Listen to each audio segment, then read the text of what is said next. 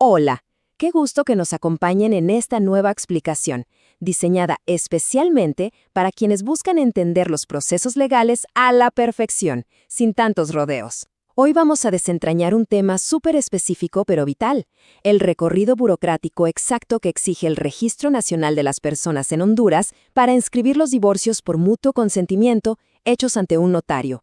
Básicamente, haremos una inmersión total en las reglas del juego, las validaciones y, por supuesto, ese ineludible papeleo. Comencemos. Para darles un mapa claro de lo que vamos a ver, nuestra agenda de hoy tiene 5 paradas rápidas. 1. Los fundamentos del nuevo lineamiento. 2. La documentación requerida. 3. Los elementos de la escritura. 4. La calificación y esos casos especiales donde las cosas se complican. Y 5. Los plazos y la ejecución final. Entremos de lleno a la primera parte. Los fundamentos del nuevo lineamiento. Bueno, entremos en materia. Todo este asunto arranca con un documento muy particular, este de aquí. El Memorándum número 786 DRC 2026. Básicamente se emitió con un propósito clarísimo y es poner orden y gobernar de manera uniforme cómo los registradores civiles municipales de todo el país reciben, analizan e inscriben estos divorcios. Es decir, es como el ancla que asegura que el proceso sea exactamente el mismo, sin importar en qué municipio de Honduras se presente el trámite.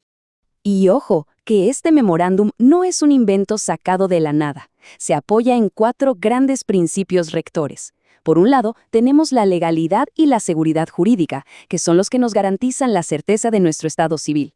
Pero los últimos 2 son la verdadera clave de todo esto, la razonabilidad y la eficacia jurídica. En palabras sencillas, estos principios aseguran que toda esta burocracia tenga lógica y sea justa. Le dicen al registrador, a ver, aquí importa más el fondo del asunto que la simple forma. Es un mandato directo para que interpreten cada caso con sentido común y no solo tachando casillas. Pasemos al punto número 2, la documentación requerida. Ahora, lo que resulta sumamente interesante de esta diapositiva es cómo el registro divide la montaña de papeles de manera muy inteligente, para que nadie sufra una sobrecarga de información. En lugar de pedirles a todos exactamente lo mismo a ciegas, establecen 2 grupos. Un paquete básico que no es negociable y otro paquete que llamaremos condicionado, que solamente entra en juego si se cumplen ciertas condiciones en la vida de la pareja. Desglosemos primero esos elementos básicos que sí o sí tienen que ir en la carpeta. Todo expediente debe incluir su solicitud escrita, el testimonio de la escritura pública, los documentos de identidad, que puede ser DNI o pasaporte, las certificaciones de nacimiento y el carné del abogado. Pero presten mucha atención a esto. Hay un reloj de arena corriendo con la certificación de matrimonio. Preferiblemente no debe tener más de 6 meses de haberse emitido respecto a la fecha en que se hizo la escritura. Un detalle de tiempo aparentemente pequeño, pero que literalmente puede definir si el trámite pasa o se estanca. Y luego entramos en los documentos condicionados, que son pura causa y efecto. Básicamente es, si tienes A, entonces necesitas B. Si la pareja tiene hijos menores en común, hay que saltar unos obstáculos extra. Van a necesitar los certificados de nacimiento y, lo más importante, un convenio regulador que ya venga con el sello de aprobado del Ministerio Público.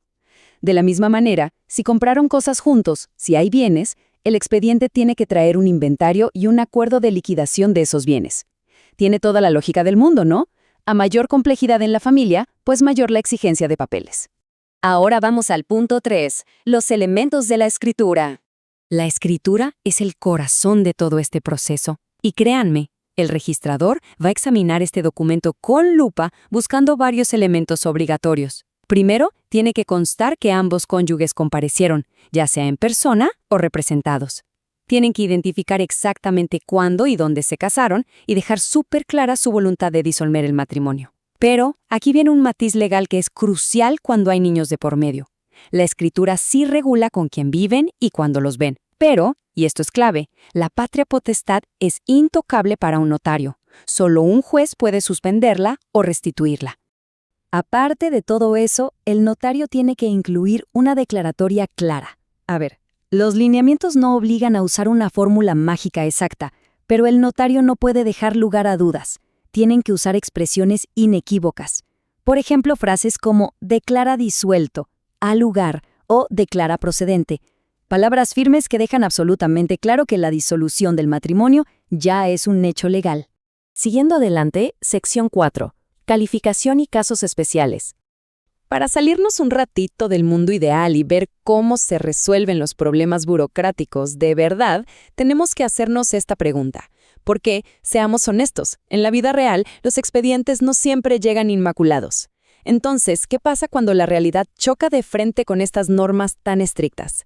¿Qué hacemos si alguien perdió el DNI o, peor aún, si el sistema detecta hijos que no se declararon en el papel? Bueno, el punto crucial es este. El registrador no está ahí solo para hojear documentos. Ellos validan la información activamente cruzando datos con el SIN, el Sistema de Identificación Nacional. Verifican que el matrimonio de verdad está en la base de datos, que no haya ni una letra de diferencia en los nombres. Pero el filtro más implacable de todos es el árbol genealógico del sistema. Si el SIN dice «aquí hay hijos en común» y resulta que la escritura notarial los ignoró por completo, el trámite se va a rechazar de inmediato y cae en la temida calificación registral. Hace un momento mencionamos el DNI. Ya sabemos que es obligatorio e intransferible. Pero los lineamientos lanzan un salvavidas muy útil. Si a un cónyuge hondureño le falta la copia del DNI, se le permite presentar un comprobante de que se enroló en el padrón fotográfico. Eso sí, el comprobante debe estar en proceso de impresión y no tener más de un mes de antigüedad comparado con la fecha de la escritura. Ahora, si no hay DNI y tampoco hay enrolamiento reciente, se acabó lo que se daba. Aplican la calificación y el trámite se detiene por completo. Al final, el RNP respeta la fe del notario, claro, pero tiene que hacer su propio control de legalidad. Y esto, fíjense, ilustra de forma brillante ese principio de eficacia jurídica del que hablamos al principio. Un simple error de dedo no te va a arruinar la vida. Por ejemplo, digamos que el número de inscripción del matrimonio está mal tecleado en el documento, pero los nombres de ambos cónyuges coinciden a la perfección con la base de datos. En ese caso, el trámite pasa, se inscribe, se deja una notita sobre el error y listo, el fondo gana sobre la forma. Eso sí, si el expediente de verdad viene mal formulado de raíz, el registrador tiene un máximo de 3 días hábiles para devolverlo al notario. Y así llegamos a la sección final, la número 5, plazos y ejecución final. Básicamente, imaginen todo este recorrido como una tubería cronológica. Un expediente tiene que sobrevivir 5 etapas. Arranca en la recepción formal, pasa a la revisión humana donde revisan papel por papel. Luego salta a la verificación tecnológica, ya saben, el cruce con el sistema SIN. De ahí pasa por la calificación por si hay que subsanar algo y finalmente cruza la meta en la inscripción registral, que ya incluye hacer las anotaciones al margen y avisarle al archivo central. Y seguro se preguntarán, ¿cuánto tiempo toma toda esta tubería? Pues depende de dónde estén. Los lineamientos separan las aguas por volumen de trabajo. En las zonas de alta carga, como el Distrito Central o San Pedro Sula, el registro tiene hasta 20 días hábiles para procesar el trámite. Para los demás registros, la ventana es de 5 a 10 días hábiles.